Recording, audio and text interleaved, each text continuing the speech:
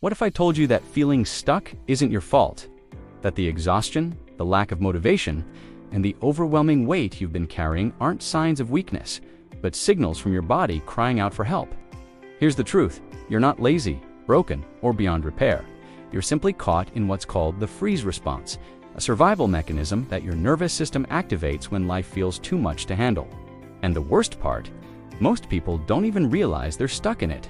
But here's the good news: you don't have to stay there. Breaking free doesn't require a massive life overhaul or waiting for some magical burst of motivation. In fact, the secret lies in small, intentional actions, what I like to call micro-habits. These tiny shifts can help you climb out of emotional paralysis, restore your energy, and bring back that spark you've been missing. And no, it's not just about thinking positive or trying harder. It's about working with your body, not against it. Curious? In this video, I'm going to share 7 simple habits that can help you move up the polyvagal ladder, regulate your emotions, and finally feel like yourself again. Whether you're battling burnout, depression, or just feeling stuck, these tools are designed to meet you where you are and help you take back control of your life. Ready to get started? Have you ever felt completely stuck, like your body and mind are frozen in place? That's what we call the freeze response, a survival mechanism triggered by your nervous system when life feels too overwhelming. It's not just in your head, it's a full-bodied reaction. Think of it as your brain's way of saying, "This is too much. Let's shut down for a bit." This often happens after trauma, chronic stress, or even years of battling negative thoughts. And when you're in this state, it feels like climbing out of quicksand. Slow, heavy, and exhausting. But don't worry, there's a way out. To understand how to escape this state, you first need to know how your nervous system works.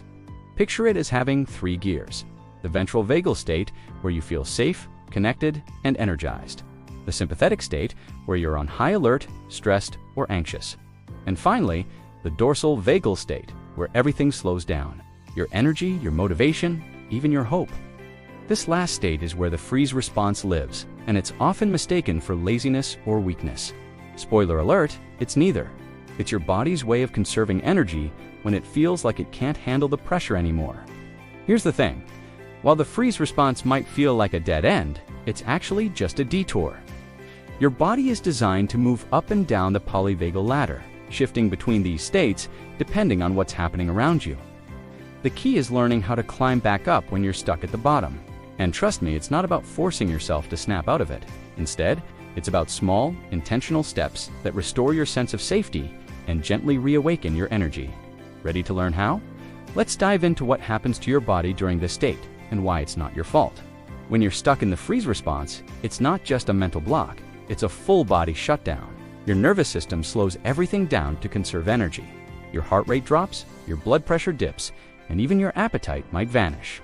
It's as if your body is saying, "Let's power down and wait this out." That's why you feel heavy, tired, and unmotivated, like even the smallest tasks require monumental effort. It's not laziness, it's biology. Your body is trying to protect you, even if it doesn't feel that way. But here's the kicker: these physical changes can make the situation feel even worse. The lack of energy and motivation creates a vicious cycle where you feel stuck and unable to move forward. It's like being trapped in a fog with no clear way out. And let's be honest, it's easy to blame yourself for feeling this way. But here's the truth: it's not your fault. Your nervous system is simply reacting to what it perceives as overwhelming stress or trauma. The good news: these physiological effects aren't permanent, and there are ways to reverse them. The first step to breaking free is understanding that your body isn't broken. It's just stuck in survival mode. Think of it like a car stuck in neutral. It needs a gentle push to get moving again. Small actions, like adjusting your posture or getting some morning light, can send signals to your brain that it's safe to re-engage. These tiny shifts might seem insignificant, but they're the building blocks of emotional regulation and renewed motivation. So, how do you start that process? Let's talk about 2 common mistakes people make when trying to escape the freeze response. When people try to escape the freeze response, they often fall into 2 traps that only make things worse. The first mistake, beating yourself up, you might think yelling at yourself, "Why can't I just get it together?" will motivate you, but it does the opposite. Self-criticism only adds more stress to an already overwhelmed nervous system, pushing you further into shutdown. Imagine trying to climb out of a hole while someone keeps throwing dirt on you. That's what self-criticism feels like. Instead, what your body really needs is safety. Restoring that sense of safety tells your brain, hey, it's okay to come out of hiding. The second mistake is waiting for motivation to magically appear. Let's face it, when you're in the dorsal vagal state, motivation feels like a distant dream.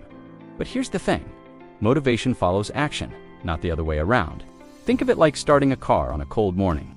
The engine doesn't roar to life until you turn the key. Similarly, taking small, deliberate actions, like sitting up in bed or drinking a glass of water, can kickstart your brain's dopamine production. And once that happens, you'll find it easier to keep going. It's not about waiting to feel ready. It's about creating the conditions for readiness. So, what's the takeaway? Stop blaming yourself for feeling stuck, and stop waiting for the perfect moment to act. Instead, focus on tiny, manageable steps that gently nudge your nervous system back into gear. It's not about forcing yourself to climb a mountain. It's about taking one small step at a time. And that's where a two-step strategy comes in, restoring safety and increasing activation. Let's explore how these two elements work together to help you move up the polyvagal ladder. Escaping the freeze response isn't about pushing yourself harder. It's about working smarter. The first step, restore your sense of safety. When your nervous system feels overwhelmed, it needs reassurance that the world isn't as threatening as it seems. This can be as simple as creating a calming environment. For example, wrap yourself in a cozy blanket, play soothing music, or take a moment to focus on your breath. These small actions send signals to your brain that it's okay to let your guard down. Remember, safety isn't just a feeling. It's a physiological state your body needs to experience. The second step is to gently increase activation. Think of this as giving your nervous system a little nudge to wake it up. This doesn't mean diving into a high-energy workout or tackling a massive to-do list. Instead, start small.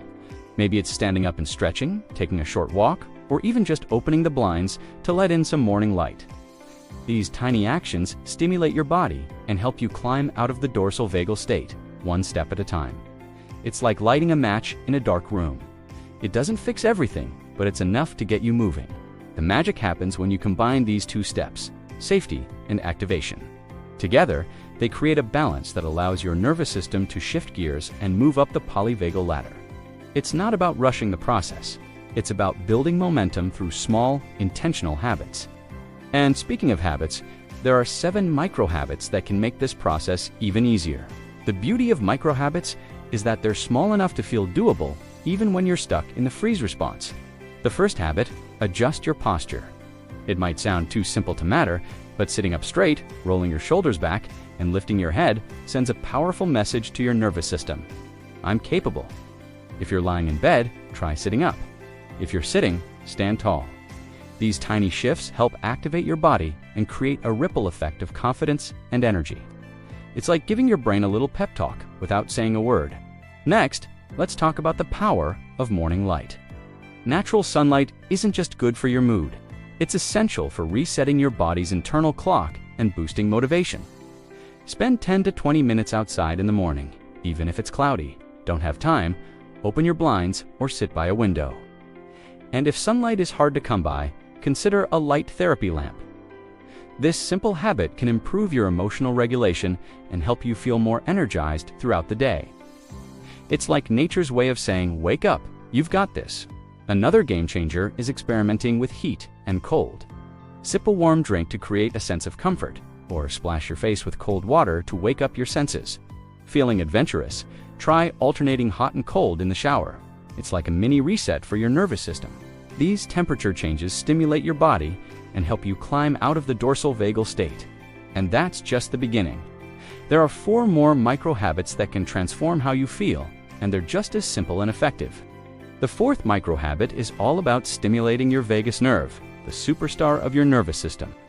This nerve connects your brain to your body and plays a huge role in calming you down. One simple way to activate it: hum or sigh. Yes, really. Humming your favorite tune or letting out a long, exaggerated sigh sends soothing vibrations through your body. Another trick? Gently massage your face, your cheeks, forehead, or even under your eyes. These small actions might feel silly, but they're like pressing a reset button for your emotions. Now, let's tackle the hardest part of the day. For many, it's the mornings. For others, it's late at night. The key is to structure your worst time of the day. For example, if mornings feel impossible, set up a simple routine. Drink a glass of water, open the blinds, and put on a cozy hoodie. If evenings are tough, plan something comforting, like a warm bath or a favorite podcast. The idea is to create a predictable rhythm that helps you move forward even when you don't feel like it. Small wins build momentum, and momentum builds change. Finally, let's talk about combating your negativity filter. When you're stuck in the freeze response, your brain tends to focus on everything that's wrong. To flip the script, start a gratitude practice. Write down 3 things you're grateful for each day, no matter how small. Maybe it's the smell of coffee or a kind text from a friend. Another tip, limit negative inputs, like the news or cluttered spaces, and replace them with uplifting ones. These small shifts remind your nervous system that life isn't all bad, and that's a powerful step toward feeling alive again. One of the biggest challenges in modern life is finding balance between work and rest. We live in a world that glorifies busyness, but constant stress can push your nervous system into overdrive, leaving you stuck in the sympathetic state or even sliding into burnout. The solution? Learn to schedule time for rest and healing. Real rest isn't scrolling through social media or binge-watching TV. It's doing something that truly recharges you. Maybe it's a quiet walk in nature, journaling, or even just sitting in silence. The key is to disconnect from the chaos and reconnect with yourself. Another tip, stop trying to do everything at once. Multitasking might seem productive, but it actually overwhelms your brain and keeps your nervous system on high alert. Instead, focus on one thing at a time. For example, if you're eating, just eat. Don't scroll through emails or watch TV. This simple act of mindfulness can help you feel more grounded and present. It's amazing how much calmer your mind feels when it's not being pulled in a million directions. Remember, slowing down isn't a weakness. It's a strategy for long-term resilience. And don't underestimate the power of aromatherapy. Scents like peppermint, lavender, or citrus can have a profound effect on your mood and energy levels. Feeling sluggish, a whiff of peppermint can wake up your senses. Feeling stressed, lavender can help you relax. Keep a small bottle of essential oil in your bag or at your desk for a quick pick-me-up. These little rituals might seem insignificant, but they're like tiny anchors that keep you steady in the storm. And speaking of rituals, let's wrap this all up with a final reflection on how to put these habits into action. So, there you have it. 7 micro habits that can help you break free from the freeze response and reclaim your energy.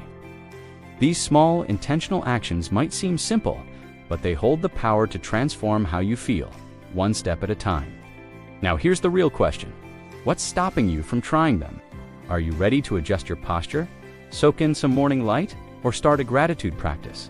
Remember, it's not about perfection, it's about progress. Even the tiniest step forward can spark a ripple effect in your life. But let's be honest, change isn't easy. It takes courage to step out of your comfort zone and challenge the patterns that keep you stuck. So, here's a challenge for you. Pick just one habit from this list and try it today. Maybe it's humming your favorite song, or maybe it's setting up a small routine for your toughest time of day. Whatever it is, commit to it. And when you start to feel the shift, when you notice that spark of motivation returning, share your experience in the comments. Your story could inspire someone else to take that first step. If this video resonated with you, don't stop here. Hit that subscribe button and turn on notifications so you never miss another tip on emotional regulation, stress management, and living a more balanced life. Together, we can build a community of people who are ready to move up the polyvagal ladder and take back control of their lives. So, what are you waiting for? Let's keep climbing, one habit at a time. Now that you've learned these 7 tiny habits, the question is, what will you do with this knowledge? Will you let it sit in the back of your mind, or will you take that first small step toward breaking free from the freeze response? Remember, it's not about doing everything perfectly. It's about starting somewhere. Maybe you'll adjust your posture right now, or step outside to soak in some morning light tomorrow. Whatever it is, commit to one habit and watch how even the smallest action can ripple into real change. Here's the thing.